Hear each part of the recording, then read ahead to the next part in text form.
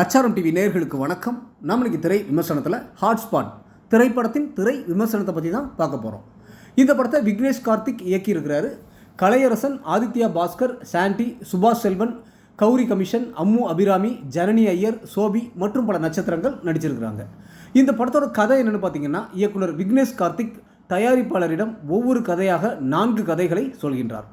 முதல் கதையில் வழக்கமாக ஆண்கள் தான் பெண்களுக்கு தாலி கட்டுகிறார்கள், பெண் ஆணுக்கு தாலி கட்டினால் என்னவாகும் என்பதையும், பிறந்த வீட்டில் பெண் ராணியாக வாழ்கிறார்கள், ஆனால் புகுந்த வீட்டில் ராணி மாதிரி தான் வாழ்கிறார்கள் என்று சொல்கிறார்கள். இரண்டாவது கதையில் அம்மு அபிராமியும் சாண்டி மாஸ்டரும் காதல் செய்கிறார்கள். அம்மு அபிராமி வீட்டில் காதலை ஏற்றுக்கொள்ள வைக்கின்றார். சாண்டி வீட்டில் காதலை ஏற்றுக்கொள்ள மறுக்கிறார்கள். காரணம், இருவரும் அண்ணன் தங்கை முறை. காதலர்களான சாண்டி, அம்மு அபிராமி நிலை என்ன என்பது இரண்டாவது கதை. மூன்றாவது கதை, கதாநாயகன் ரிப்போர்ட்டரான கதாநாயகியை காதலிக்கின்றான்.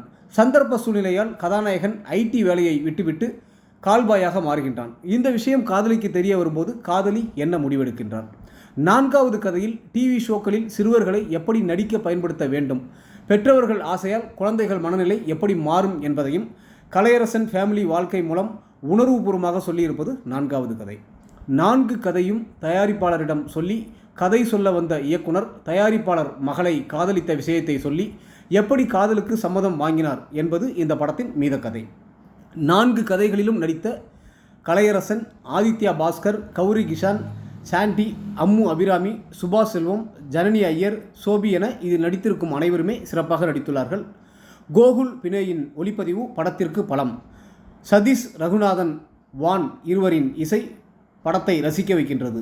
4 கதைகளையும் உணர்ச்சி பூர்வமாகவும் காமெடியாக கலகலப்பாக எல்லோரும் ரசிக்கும்படி சொல்லியிருக்கும் இயக்குனர் விக்னேஷ் கார்த்திக்கு பாராட்டுக்கள்.